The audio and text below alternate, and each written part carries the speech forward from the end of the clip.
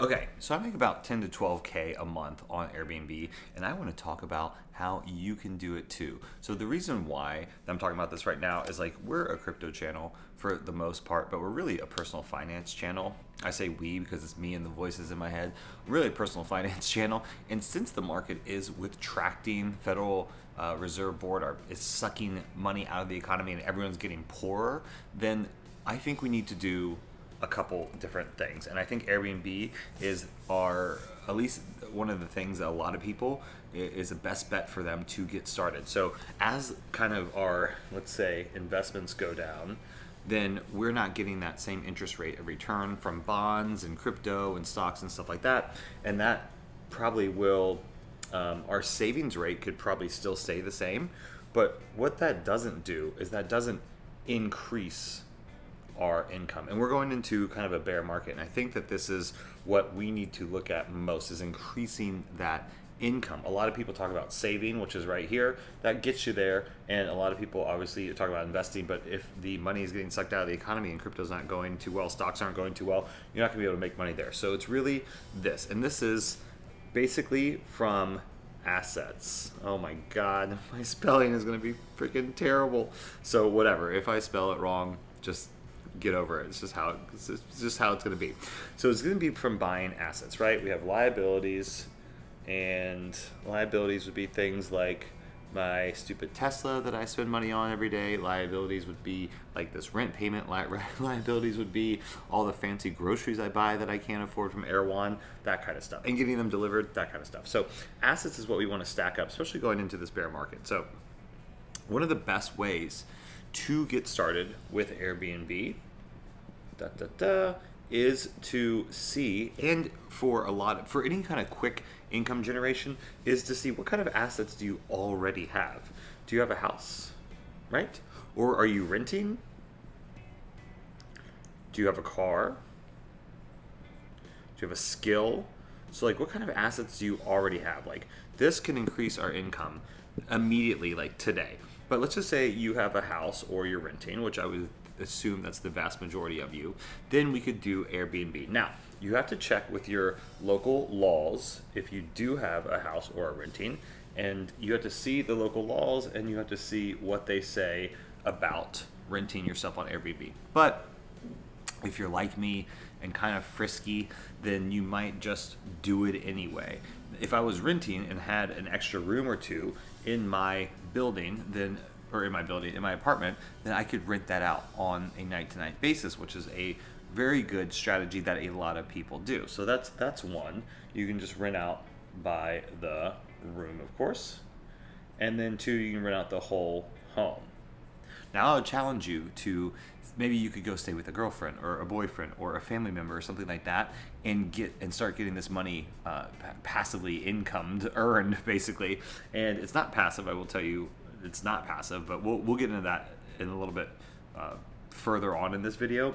But a room or home is obviously a great way to start. And what I like to do is, if you're like a real estate investor, another little pro tip, and you're looking at a place to potentially buy an Airbnb, put an ad up, create a listing, right, on the platform, even if it's something that you don't own yet, and go and just put it out there for 24 hours or something like that, and see the return rate. You don't want to do it too long because you don't want people to, waste their time trying to book it and stuff like that. And just set it that they can't automatically book it. Make it so you have to do an inquiry. So I thought that was a good strategy. I've used that strategy before, looking at things to potentially buy, because you don't know, if you're looking at, say you're an out-of-state investor, or it's just a city you don't know, or an even neighborhood you don't know.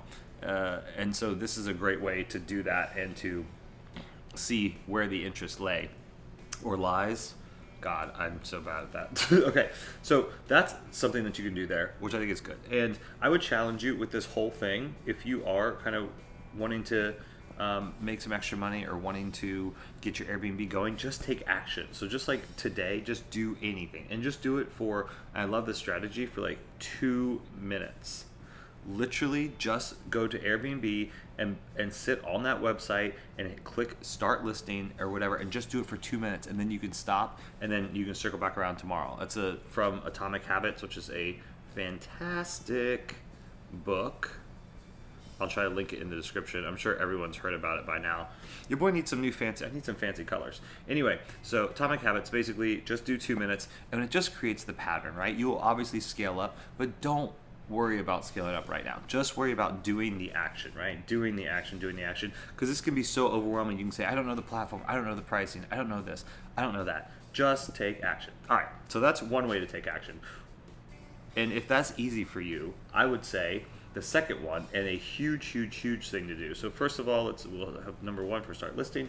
Number two, photographer. So this is what I get super excited about. I will go ahead and schedule photographers before I'm even ready to do the damn thing. So schedule your photographer, get on their calendar. You can Thumbtack. I think it's Thumbtack, right? Thumbtack or TaskRabbit. Or I just type in real estate photographer in your city, real estate photographer Los Angeles, real estate photographer San Diego, whatever. And then schedule them. They should probably be around, depending on metro, 75 to 150. So this would be your startup cost. Now, if you don't have $75 to $150, I would look at just your iPhone photos. That you can totally do that. Just make sure they frame really well. Maybe put them into an editor online or send them to Fiverr and get them edited. But as soon as you make like your first check, you want to go and you want to spend this photography money, because that's going to be your best bang on your buck for sure. Literally, this is going to be 99% of the sales cycle is going to be the photography aspect of it. So make sure you get that done. And then what you can also do is, when you're crafting your listing, you can Google like best titles. So like, you don't have to recreate the wheel. And when I first started in real estate, that's what people would tell me all the time. They're like, Steven, you're trying to recreate the wheel, you're trying to do all this stuff. I was like, yeah, because I've been learning a lot about it, and I want to do things that I thought, work for other people.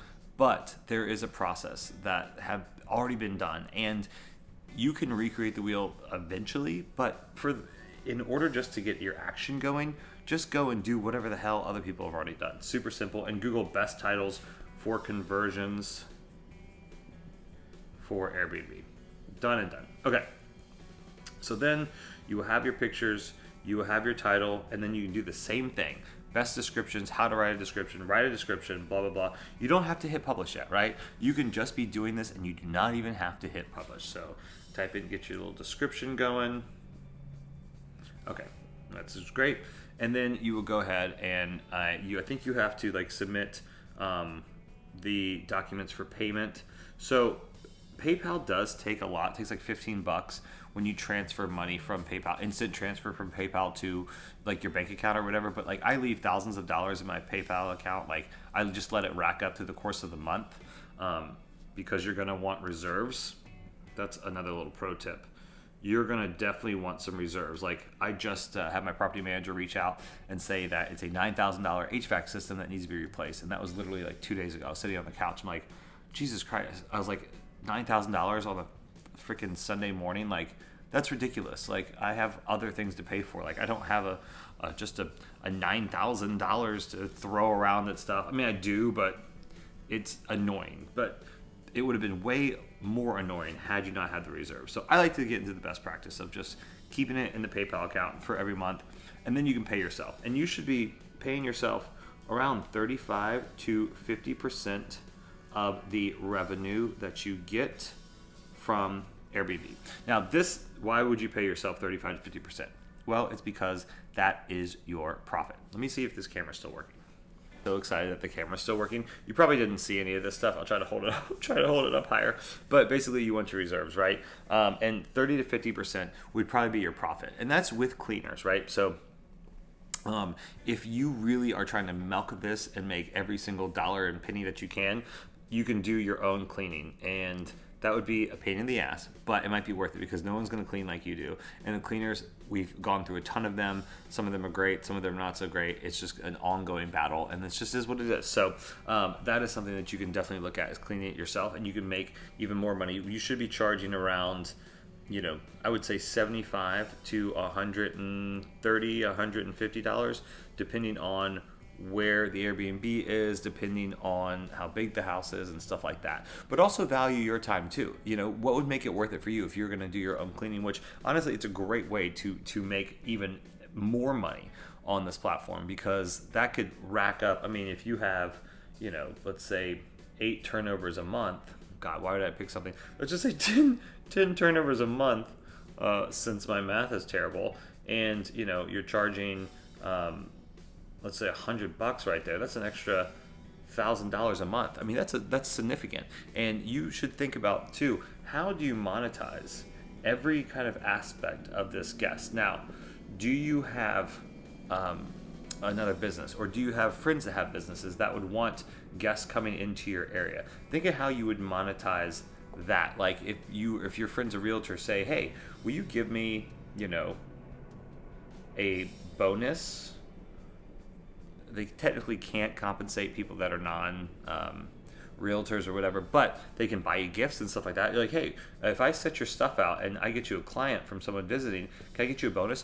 Think of what else. Could you go to a restaurant and say, hey, will you give me some coupons? And every time they redeem a coupon, you give me like $1, something like that, and like there's a million things. And you could also sell within the home itself. You can sell like snacks, which we have not done, but I wanted to get some like cool vending machines and stuff like that, which we haven't done yet, but I think that would be super dope to do. So you could do all that and really think that if one guest is coming in, how can we monetize them in a natural, way that feels organic, but also gets you that bag, right? You want that money, you want that money bag, you want that cap. Is that what kids say? Cap, no cap, like no cap? I don't know.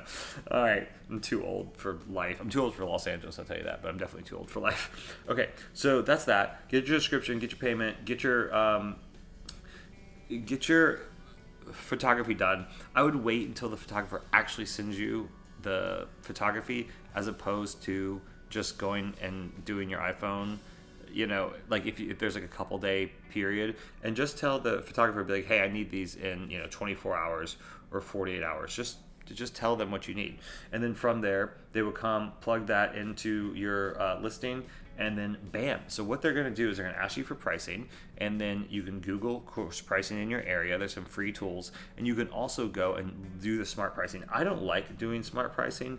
My property manager does smart pricing. I don't like it. I like to do it manually, because you can withdraw it or like go lower based off of popularity and stuff like that, and they do it themselves too, but I just feel like I like to have the control over it. Anyway, you'll put in your pricing, and then they'll send a special invite. They will, and you can pick what kind of like special invite discount that you get. Like you can give them 10% or whatever for the first like 3 people that book, and then just do it, and then be really ready to answer all these questions, and try to look at this as relationship building. This is something that I have not done, and I could do a lot better. I just look at them as like cash, because I got YouTube, I have real estate flipping, I have all this stuff that I do instead. And so this is a really great way. Look at it, relationship building, because the people that are really crushing it on this platform, and the people that have return business are the ones that are doing relationship. Another pro tip, and I'm running out of stuff, but I'm going to write it on here anyway, is this is just a mental model of like how to look at business and stuff like that. So your cost of acquisition for one person, is going to be, let's just say $10. And in pretty much any business or whatever, your cost of retention to get them to come back is going to be a fraction of that. It's going to be about $2. Now, 9 times out of 10, what they're spending, this is $1, they're spending the exact same amount of money the first time and the second time, just for the mental model, right? So your cost of acquisition to someone that has already used you or already like your stuff is a lot less, and you still make the same amount of profit. So it's a better structure. So be friends with them, be nice, be available, but also set your boundaries. I like to say, hey, listen, we work from 8 to 7, just like you or just like that, or we have jobs as well, or we have businesses as well. this is when we're available. Do not expect us to be available without that. And it's really surprising. People get over it. Like they'll learn to handle themselves.